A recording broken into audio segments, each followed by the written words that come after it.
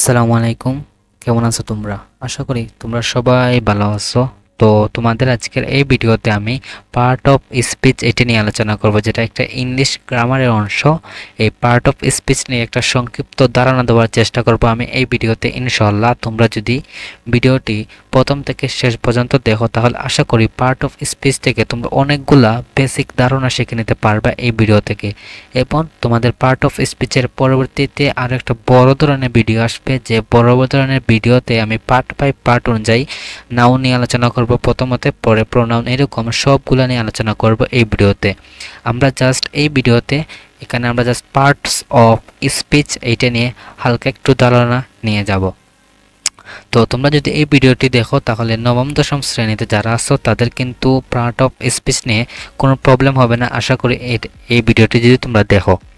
তো আমি শুরু করে দিচ্ছি ভিডিওটি। যদি আমরা প্রথমত পার্ট অফ স্পিচ জানতে চাই, আমাদের পার্ট অফ স্পিচ হচ্ছে পদ প্রকরণ, যেটাকে বাংলাতে বলা হয় পদ প্রকরণ। যদি পার্ট অফ স্পিচ কাকে বলে, ডেফিনিশন 1 মানে প্রথম সংজ্ঞা অনুযায়ী কিন্তু পার্ট অফ স্পিচের দুইটি সংজ্ঞা থাকে। ডেফিনিশন 1 নম্বর যেটা আছে সেটা হচ্ছে বাক্য ব্যবহৃত প্রত্যেকটি শব্দকে এক একটি পার্ট অফ স্পিচ বলে। Every single word we use in a sentence is called a part of speech. এখন যদি আমরা কিছু উদাহরণ দেখতে চাই তাহলে প্রথমত আছে তোমাদের করিম ইজ এ গুড বয়, করিম ভালো ছেলে। দ্বিতীয়ত আছে হি গোয়েস টু স্কুল, সে স্কুলে যায়।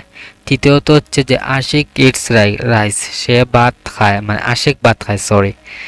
দেন আমরা যদি প্রথম বাক্য যে করিম আছে, করিম ইজ এ গুড এবং বয়, প্রত্যেকটি এক একটি পার্ট অফ স্পিচ। আমরা যদি প্রথম বাক্যটা লক্ষ্য করি তাহলে সেখানে আছে করিম, ইজ আছে, এ আছে, গুড আছে এবং বয় আছে, সেই সবগুলা কিন্তু এক একটি পার্ট অফ স্পিচ। ঠিক একইভাবে 2 নম্বর বাক্যে হি গোয়েস টু স্কুল ইত্যাদি আলাদা আলাদাভাবে প্রত্যেকটি এক একটি পার্ট অফ স্পিচ, কারণ তারা প্রত্যেকটি বাক্যের অংশ। এবং 3 নম্বর বাক্যটিতে মোট 3টি শব্দ বা ওয়ার্ড আছে। 3টি শব্দ হচ্ছে আশিক একটা শব্দ, ইটস আরেকটা শব্দ, রাইস আরেকটি শব্দ। 3টি ওয়ার্ড বা শব্দ আছে, সুতরাং এই বাক্যের 3টি পার্ট অফ স্পিচ আছে। আমরা তাহলে বলতে পারি আশিক, ইটস, রাইস। এখানে পার্ট অফ স্পিচ কয়টা আছে? 3টি আছে। একটা হচ্ছে আশিক, আরেকটি ইটস, আরেকটি রাইস। তোমরা সামনে গেলে আরো বুঝতে পারবা। তো এখন আমরা জানবো ডেফিনিশন 2, দ্বিতীয় আরেকটি সংজ্ঞা আছে পার্ট অফ স্পিচের, সেটি হচ্ছে বাক্য ব্যবহার এবং কাজের উপর ভিত্তি করে শব্দসমূহকে বিভিন্ন শ্রেণীতে ভাগ করা হয়েছে। বাক্যের অন্তর্গত এই প্রত্যেকটা শব্দকেই পার্ট অফ স্পিচ বলে। আমরা যদি কিছু উদাহরণের মাধ্যমে দেখতে চাই তাহলে কিন্তু এই ডেফিনিশন 2 এর সংজ্ঞাটা পার্ট অফ স্পিচে সেটা তোমাদের ক্লিয়ার হয়ে যাবে। প্রথমত আছে do not run in the sun, যেটা হচ্ছে রোদে দৌড়ানো, মানে রোদে দৌড়াবেন না।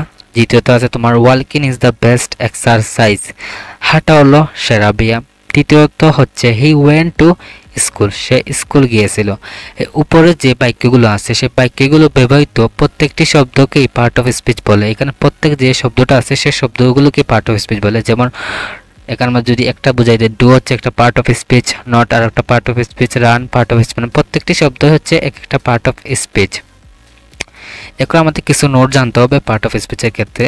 যদি একটা কথা আমাদের সবার মনে রাখতে হবে, যে শব্দগুলো অবশ্যই কোনো না কোনো বাক্যের অংশ হতে হবে। যে শব্দগুলো থাকবে সেই শব্দগুলো কিন্তু অবশ্যই কোনো না কোনো বাক্যের কিন্তু অংশ হতে হবে। আলাদাভাবে কোনো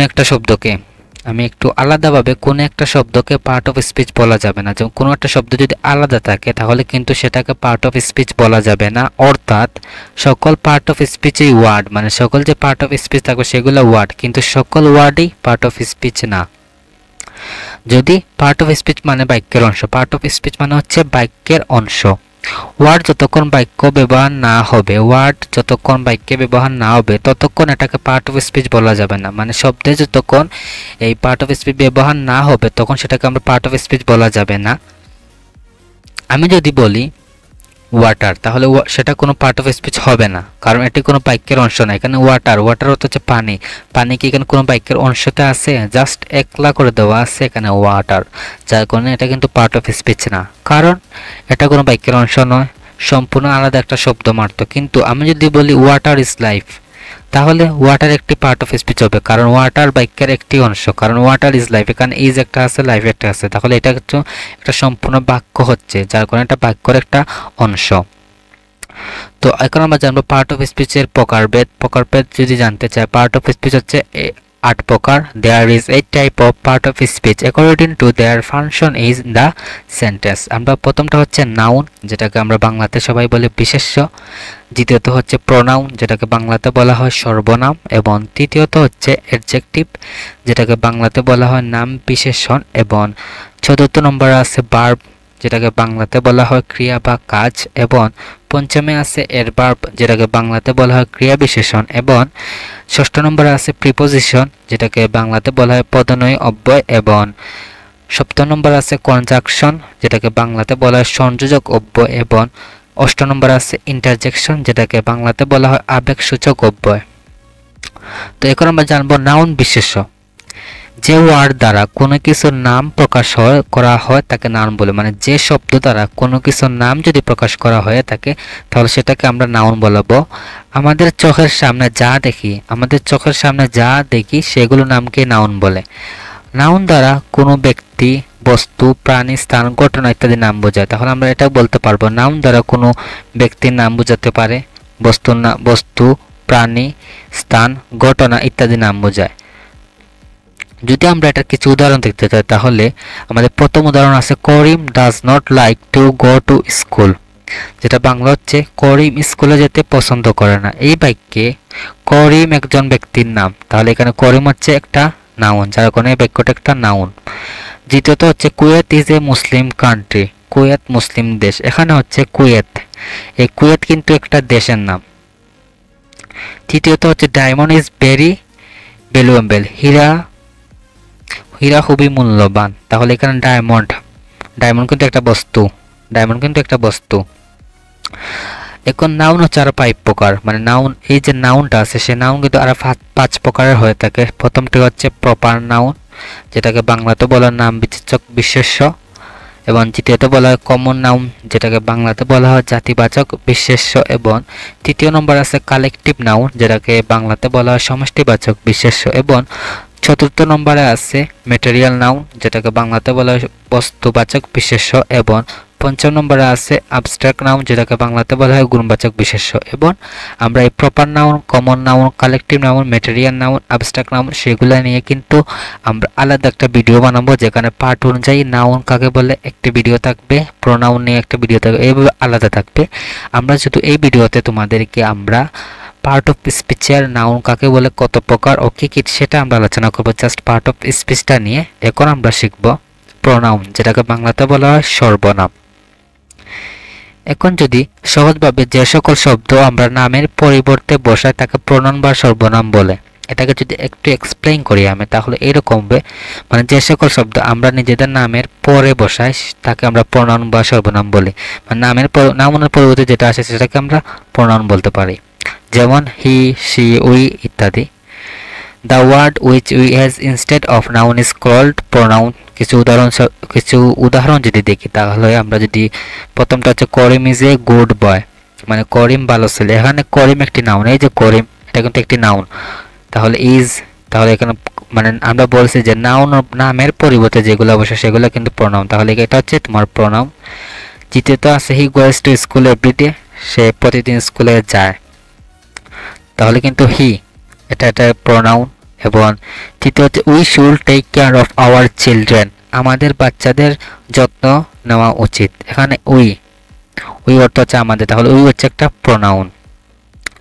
উপরের উদাহরণগুলোতে করিম নামক একটি ছেলের সম্পর্কে বলা হয়েছে, এই যে প্রথম উদাহরণটি আছে সেই উদাহরণ করিম নামক একজন ছেলের সম্পর্কে বলা হয়েছে, প্রথমবার তার নামের করিম হিসেবে ব্যবহার করা হয়েছে, পরবর্তীতে যতবার তার নাম আসবে ততবার তার নামের পরিবর্তিতে প্রোনাউন হিসেবে হি ব্যবহার করা যাবে। তেমনি বিভিন্ন ধরনের নাউনের জেন্ডার এবং নাম্বার অনুযায়ী প্রোনাউন বসাতে হবে, যেমন এখানে করিম একবার আসছে, যদি করিম এই বাক্যে আরেকবার আসে তাহলে সেটা করিমের পরবর্তীতে কিন্তু আমরা হি বসাতে পারবো, সেটা এখানে বলা হয়েছে। এখন আমরা শিখব অ্যাডজেক্টিভ। অ্যাডজেক্টিভের সংজ্ঞাটি হচ্ছে এরকম, যে সকল শব্দ দ্বারা কোনো নাউন বা প্রোনাউনের দোষ, গুণ, সংখ্যা, পরিমাণ, অবস্থা ইত্যাদি প্রকাশ করা হয় তাকে অ্যাডজেক্টিভ বলে। তাহলে আমরা অ্যাডজেক্টিভের সংজ্ঞাটা থেকে কি শিখলাম? যে সকল শব্দ দ্বারা কোনো নাউন বা প্রোনাউন, নাউন অথবা প্রোনাউনের দোষ, কোনো দোষ বোঝাবে, গুণ বোঝাবে, সংখ্যা বোঝাবে, পরিমাণ বোঝাবে এবং অবস্থা বোঝায় ইত্যাদি প্রকাশ করা তাকে অ্যাডজেক্টিভ বলে। Adjective qualify and only noun and pronoun. It specifies the quality, number and size of nouns or pronouns. It describe noun or pronouns. আমরা যদি কিছু উদাহরণ দেখতে চাই তাহলে এরকম হবে, নাইমা ইজ বিউটিফুল। এখানে নাউনের গুণ বোঝাচ্ছে। নাইমা, নাইমা হচ্ছে কিন্তু একটি নাউন, নাইমা কিন্তু এখানে একটা নাম বোঝানো হয়েছে। তাহলে নাইমা ইজ বিউটিফুল, এখানে বিউটিফুল মানে সুন্দরী, নাইমা হচ্ছে সুন্দরী। তাহলে কিন্তু নাইমা যে নাউন তার কিন্তু এখানে তার গুণ বোঝানো হচ্ছে, নাইমা একজন সুন্দরী, তার এখানে গুণ বোঝানো হচ্ছে। দ্বিতীয়ত হচ্ছে হি হ্যাজ 3 রেড পেন্স। এখানে তার মানে তার 3টি লাল কলম আছে। এখানে কিন্তু নাউনের সংখ্যা বোঝাচ্ছে। এই যে 3, হি হচ্ছে একটা নাউন, এই নাউনের কিন্তু একটা সংখ্যা বোঝাচ্ছে। তো 3 একটা কি হচ্ছে? 3 একটা অ্যাডজেক্টিভ, এখানে 3 অ্যাডজেক্টিভ। তৃতীয়ত আছে সাফি ইজ, এখানে নাউনের অবস্থা বোঝাচ্ছে। সাফি আছে মানে তার এখানে নাউন আর তার অবস্থা বোঝাচ্ছে। এখন আমরা শিখবো ভার্ব, ক্রিয়া বা কাজ। ভার্ব যেটাকে বাংলাতে বলা হয় ক্রিয়া বা কাজ। তো ভার্বের সংজ্ঞাটা এরকম, যে শব্দ দ্বারা কোনো কাজ করা, হওয়া বোঝায় তাকে ভার্ব বলে। মানে যে শব্দটা দ্বারা কোনো কিছু কাজ করা অথবা কোনো কিছু হচ্ছে এরকম বোঝায় তাকে ভার্ব বলে। The verb is an important part of speech. মানে ভার্বটা কিন্তু পার্ট অফ স্পিচের জন্য অনেক প্রয়োজন। Without a verb no sentence can be format. It show a physical or mental action. The verb always believes in enduring and action. যেমন ভার্বে যদি কিছু যেমন যেগুলো থাকতে পারে, যেমন গো একটা ভার্ব, ইট একটা ভার্ব, স্লিপ একটি ভার্ব, বাই একটি ভার্ব, সেল একটি ভার্ব এবং ওয়েলক একটি ভার্ব, রান একটি ভার্ব, সি একটি ভার্ব, প্লে একটি ভার্ব, রাইট একটি ভার্ব, গিভ একটি ভার্ব ইত্যাদি। এরকম অনেক ভার্ব থাকতে পারে তোমার পরীক্ষার মধ্যে অথবা তোমার এক্সাম্পল যে উদাহরণ হবে সেগুলোর মধ্যে। এখান থেকে যদি কিছু উদাহরণ দেখতে চাই তাহলে হবে এরকম, উই প্লে ক্রিকেট, আমরা ক্রিকেট খেলি। এখানে প্লে, প্লে কিন্তু একটা ভার্ব, এখানে প্লে কিন্তু একটা ভার্ব। দ্বিতীয়ত আছে তোমার হি রাইটস এ লেটার, আমরা একটা চিঠি লিখি। এখানে এই যে রাইটস আছে তোমার, এই যে রাইট কিন্তু একটা ভার্ব। তৃতীয় নম্বর আছে he gave me a glass of water, সে আমাকে এক গ্লাস পানি দিল। এখানে কিন্তু আমরা যদি দেখি, এখানে হি gave me a glass of water, এখানে কিন্তু তোমার হয়তো আমার একটু টাইপিং মিস্টেক হয়ে গেছে, এখানে গিভ হবে, আমি বলে গেভ দিয়ে দিচ্ছি, সরি। এখানে গিভ কিন্তু একটা ভার্ব, এটা গিভ হবে, গিভ কিন্তু একটা ভার্ব। এখন আমরা শিখবো এর ভার্ব, যেটাকে বাংলাতে বলা হয় ক্রিয়া বিশেষণ। এর ভার্বের সংজ্ঞাটা হচ্ছে এরকম, যে সকল শব্দ ভার্ব, অ্যাডজেক্টিভ বা অন্য অ্যাডভার্বকে মডিফাই করে বা কোনো কিছু এড করে সেই সকল শব্দগুলোকে অ্যাডভার্ব বলে। যেমন ভেরি স্লোলি, ওয়েল, কেয়ারফুলি ইত্যাদি। আমরা যদি কয়েকটি মানে the word the easily modify and verb adjective for the other adverb is noun is and verb, যেটা হচ্ছে ইংলিশ সংজ্ঞা। যদি আমরা কিছু উদাহরণ দিই তাহলে কিন্তু আমাদের অ্যাডভার্বটি ক্লিয়ার হয়ে যাবে আশা করি। প্রথমটা হচ্ছে হি এস্কেড মাই নাম জেন্টলি, সে ভদ্রভাবে আমার নাম জিজ্ঞেস করলো। মানে এখানে যে সকল শব্দ, আমরা যদি সূত্রটা আবার সংজ্ঞাটা আবার দেখি, যে সকল শব্দ ভার্ব, অ্যাডজেক্টিভ বা অন্য অ্যাডভার্বকে মডিফাই করে, মডিফাই এখানে কিন্তু এই যেটা আছে এখানে কিন্তু মডিফাই করছে, কোনো কিছু এড করে সেই সকল শব্দগুলোকে অ্যাডভার্ব মানে। যেমন ভার্ব, অ্যাডজেক্টিভ এবং অ্যাডভার্বকে যদি কোনো কিছুর সাথে এড করা হয় তাহলে কিন্তু সেটাকে আমরা বলতে পারি অ্যাডজেক্টিভ। এখানে আমরা দেখতে পারি যে হি এস্কেড মাই নাম, যেটা এটা কিন্তু একটা অ্যাডভার্ব। দ্বিতীয়ত আছে তোমার শি ওয়াকস ইজ স্লোলি, সে ধীরে ধীরে হাঁটছে। এখানে যে স্লোলি কিন্তু একটা তোমার অ্যাডভার্ব, স্লোলি কিন্তু একটা অ্যাডভার্ব, যেমন এখানে দেওয়া আছে, যেমন স্লোলি কিন্তু একটা হচ্ছে অ্যাডভার্ব, যেটাকে কিন্তু আমাদের যে ভার্বটাকে সে ভার্বটাকে কিন্তু মডিফাই করছে। এবং তৃতীয়ত আছে she bound a very long dress, সে খুব লম্বা একটা জামা কিনেছে। এখানে কিন্তু আমাদের সেটাও কিন্তু একটা ভার্বকে কিন্তু ভার্ব এবং অ্যাডজেক্টিভ যেটা আছে সেই দুইটাকে কিন্তু মডিফাই করছে, যার কারণে কিন্তু এটা তোমার একটা অ্যাডজেক্টিভের মানে অ্যাডভার্বের মধ্যে পড়ছে। আমরা শিখব প্রিপোজিশন, যেটাকে বাংলাতে বলা হয় পদনয়ী অব্যয়।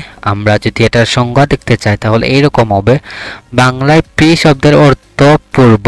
বাংলায় কিন্তু এই যে প্রি শব্দটি আছে সেই শব্দটির অর্থ হচ্ছে পূর্ব, আর পজিশন শব্দের অর্থ অবস্থান। এই পজিশন যে শব্দটি পজিশন, এই শব্দটির অর্থ হচ্ছে কিন্তু অবস্থান। তাই খুব সহজে বোঝা যায় যে যেসব শব্দ নাউন বা প্রোনাউনের পূর্বে অবস্থান করে, মানে যে শব্দগুলা যে বাক্যগুলা নাউন এবং প্রোনাউনের আগে অবস্থান করে, বাক্যের অন্যান্য অংশের সাথে বাক্যের আরও যে অংশগুলো থাকে সেই অংশগুলোর সাথে নাউন বা প্রোনাউনের সম্পর্ক, যে সম্পর্কটা যে নতুন একটা সম্পর্ক তৈরি করে, সেটাকে বলা হয় প্রিপোজিশন। যেমন আমরা বলতে পারি in, on, under, with, at, over, of, below, out, by, about, until ইত্যাদি। এটাকে আমরা বলতে পারি। যেমন আমরা যদি উদাহরণের সাথে আর একটু দেখি তাহলে তোমাদের হয়তো প্রিপোজিশনটা ক্লিয়ার হয়ে যাবে। আমরা যদি প্রথম উদাহরণটা দেখি, the book is on the table, বইটি টেবিলের উপরে। দেন দ্বিতীয় নম্বরটা আছে Rahim is hiding behind the tree, Rahim গাছের আড়ালে লুকিয়ে আছে। দেন তৃতীয় নম্বর আছে the girl brought a letter for me from the teacher who taught us English, মেয়েরা আমার জন্য সেই শিক্ষকের কাছ থেকে একটি চিঠি এনেছে যিনি আমাদের ইংলিশ শেখাতেন। তো এই সূত্র, এই যে তিনটা উদাহরণ দেওয়া আছে, তিনটা উদাহরণকে যদি আমরা ব্যাখ্যা করতে চাই তাহলে যদি আমরা প্রথম যে বাক্যটি আছে সেই প্রথম বাক্যর দিকে যদি আমরা একটু লক্ষ্য করি তাহলে দেখতে পাই যে আমাদের যে নাউনের পূর্বে কোনো প্রিপোজিশন নাই। এখানে যে বুক মানে বই, বইয়ের পূর্বে কিন্তু কোনো প্রিপোজিশন নাই, তাহলে কিন্তু নাই, যার কারণে কিন্তু দ্য টেবিল, যে দ্য টেবিল নাউনটি বাক্য থেকে বিচ্ছিন্ন হয়ে যায়। এই যে দ্য টেবিলটা আছে সেটা কিন্তু নাউনের যে শব্দগুলো আছে সেই শব্দগুলো কিন্তু তার বাক্য থেকে মানে সরে যায়। এই যে বুকের আগে কিন্তু কোনো নাউন নাই, আমরা আরবার বোঝাচ্ছি, এই বুকের আগে কিন্তু কোনো নাউন নাই, আর যার কারণে কিন্তু এই যে দ্য টেবিল আছে সেই দ্য টেবিল কিন্তু বাক্যের সাথে মিলছে না, যার কারণে ওন, যেটা ওন বসানোর সাথে সাথে সেটি বাক্যের সাথে সংযুক্ত হয়ে যায়। তাহলে এখানে এই যে অন, এই অন কি, তাহলে এই অন কিন্তু একটা প্রিপোজিশন। এই অন যুক্ত করার পর কিন্তু এই যে বাক্যটি আছে সেই বাক্যটি কিন্তু নতুন একটা রূপ পাইছে, নতুন একটা সম্পর্ক স্থাপন করতে পারছে।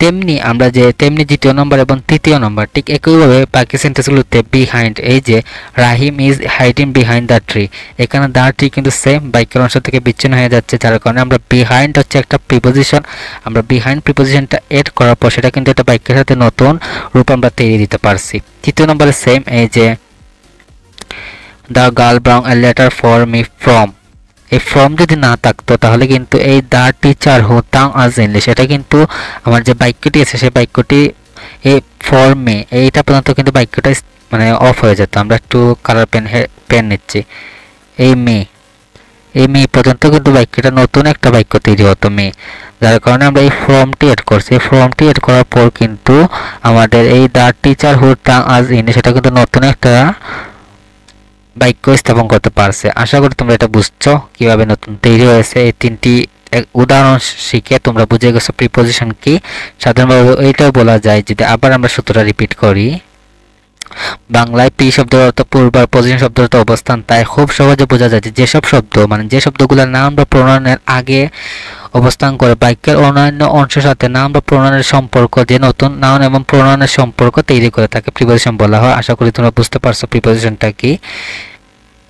এখন আমরা শিখব কনজাংশন, যেটা সংযোজক অব্যয় বাংলাতে বলা হয়। দেন কনজাংশন সংজ্ঞাটা এরকম, যেসব ওয়ার্ড মানে শব্দ, যেসব শব্দ একাধিক শব্দ, বাক্য কিংবা ক্লজকে সংযুক্ত করে তাদেরকে কনজাংশন বলে। যেমন আমরা and, or, but, yet, for, nor, so, because ইত্যাদি। আমরা যদি কিছু উদাহরণ দেখতে চাই তাহলে কিন্তু এই কনজাংশনটা ক্লিয়ার হয়ে যাবে। যেমন প্রথমত আছে Saif and Sourav are good friend, মানে সাইফ এবং সৌরভ তারা একদম খুব ভালো বন্ধু। এখানে সাইফ এন্ড সৌরভ, সাইফ কিন্তু একটা নাউন এবং সৌরভ কিন্তু একটা নাউন। এই সাইফ এন্ড সৌরভকে কিন্তু এন্ড, এই যে এন্ড যুক্ত করার পর কিন্তু তাদের একটা নতুন শব্দ তৈরি হয়েছে এন্ড। তাহলে এন্ড কি, এখানে দুইটি শব্দকে সংযুক্ত করছে। এন্ড কি করছে, দুইটি যে শব্দ আছে সাইফ এন্ড সৌরভ এই দুইটিকে কিন্তু এর সংযুক্ত করছে, যার কারণে এন্ড হচ্ছে একটা কনজাংশন। দ্বিতীয়ত আছে তোমার Akash is a boy but Mou is a girl, Akash একজন ছেলে এবং মৌ একজন মেয়ে। দুইটি ক্লজকে সংযুক্ত করছে। এই যেমন তোমাদেরকে বাট, এই বাট কিন্তু দুইটি ক্লজ, এই একটা ক্লজ, এই একটা ক্লজ, এই দুইটি ক্লজকে কিন্তু তারা যুক্ত করছে। এটা বলে মানে বাট হচ্ছে এখানে, এই যে বাট, এই বাট হচ্ছে তোমার একটা কনজাংশন। এবং তৃতীয়ত আছে she gave me the letter and then she quickly, তিনি আমাকে চিঠি এবং তিনি দ্রুত দিয়ে, তিনি আমাকে চিঠি দিয়েছেন এবং তিনি দ্রুত দিয়েছেন। এটাকে কিন্তু এই এন্ড কিন্তু যুক্ত করে কিন্তু একটা ক্লজ, দুইটি ক্লজকে এই এন্ড কিন্তু দুইটা ক্লজকে যুক্ত করছে। এই হচ্ছে she gave me the letter একটা ক্লজ এবং then she quickly আরেকটা ক্লজ। এই তো এই দুইটাকে কিন্তু এন্ড দ্বারা আমরা যুক্ত করছি, যার কারণে এন্ড হচ্ছে একটা কনজাংশন। আশা করি তোমরা কনজাংশন বুঝতে পারছো। এখন আমরা শিখবো ইন্টারজেকশন, যেটাকে বলা হয় বাংলাতে আবেগসূচক অব্যয়। ইন্টারজেকশনের সূত্রটা এরকম, ইন্টারজেকশন হঠাৎ করে মনের আবেগ কিংবা অনুভূতির কোনো পরিবর্তন প্রকাশ বোঝায়। সাধারণভাবে এটা বলবো মানে হঠাৎ আমাদের মনের কোনো আবেগ যেগুলো আছে, আবেগের কোনো অনুভূতি, যেটা আবেগ অথবা অনুভূতির পরিবর্তন বোঝায় এবং প্রকাশ করা বোঝায়, তাকে কিন্তু ইন্টারজেকশন বলা হয়। আমরা যেমন হুররে, আলস, অহ, ব্রাভো, উচ, আহ ইত্যাদি, এইগুলা যেমন আমরা কিছু উদাহরণ দেখলে কিন্তু তোমাদের ক্লিয়ার হয়ে যাবে আশা করি। আলস হার ফাদার ইজ ডেড, যেটাকে বাংলাতে বলে হাই রে, ওর বাবা মারা গেছে। হঠাৎ করে কিন্তু আমাদের মনের একটা অনুভূতির একটা পরিবর্তন প্রকাশ পেয়েছে এখানে, বুঝতে পারছো হয়তো। দ্বিতীয়ত হচ্ছে hurray, we have won the game, hurray আমরা খেলা জিতছি। এখানে কিন্তু মনের একটা অনুভূতি প্রকাশ পাচ্ছে, যার কারণে কিন্তু এইটা আমার একটা ইন্টারজেকশন। তৃতীয়ত হচ্ছে oh what a beautiful girl she is, আহ কি সুন্দর মেয়ে সে। এখানে কিন্তু মনের একটা অনুভূতি প্রকাশ করা হয়েছে। তো আশা করি ইন্টারজেকশনগুলো খুব সহজ, তোমরা যদি বুঝে থাকো অবশ্যই পারবা। এবং তোমাদের কিন্তু আলাদাভাবে আমাদের নাউন কাকে বলে, নাউন, প্রোনাউন, এইগুলো আলাদাভাবে ব্যাখ্যা করে দেওয়া হবে পার্ট অফ স্পিচ। আর এই ভিডিওটা কিন্তু তোমরা যারা দেখছো তারা কিন্তু মোটামুটি পার্ট অফ স্পিচ নিয়ে প্রায় 50% ধারণা পেয়ে গেছো। এবং তোমরা কিন্তু পরবর্তীতে যখন আরো বড় ক্লাসে উঠবা, যারা ক্লাস 9ম শ্রেণীতে দেখছো তারা কিন্তু এতটুকু জানা তোমাদের জন্য এনাফ। এবং তোমরা যখন এইচএসসি-তে উঠবা তখন তোমাদের প্রত্যেকটি নাউন কাকে বলে, প্রোনাউন কাকে বলে, প্রত্যেকটি কিন্তু গোড়া পর্যন্ত পৌঁছাতে হবে। এখন এই পর্যন্ত তোমরা এতটুকু জেনে রাখলে আলহামদুলিল্লাহ তোমরা পারবা। Thanks for watching. আমাদের চ্যানেলটাকে তোমরা অবশ্যই সাবস্ক্রাইব করে রাখবা। এবং আমি আছি তোমাদের সামনে ফরহাস মেথড। এবং ধন্যবাদ সবাইকে তোমাদের এতটুকু ধৈর্য সহকারে কিন্তু আমার ভিডিওটি দেখা পর্যন্ত। হয়তো ভিডিওটিতে কোনো আমার ভুল ত্রুটি হতে পারে, তার জন্য তোমরা সবাই আমাকে ক্ষমা করবা। নতুনভাবে শুরু করতেছি আমি। এবং আসলে তোমরা জানাবা কমেন্ট করে ভিডিওটা কেমন হয়েছে। এবং তোমাদেরকে আমি এই গত একটা মাস পর্যন্ত আমি জাস্ট পার্ট অফ স্পিচ নিয়ে আলোচনা করব। পার্ট অফ স্পিচ নিয়ে ভাই একটা ভিডিও তো করলাম পার্ট অফ স্পিচ, আর কি আলোচনা করবে।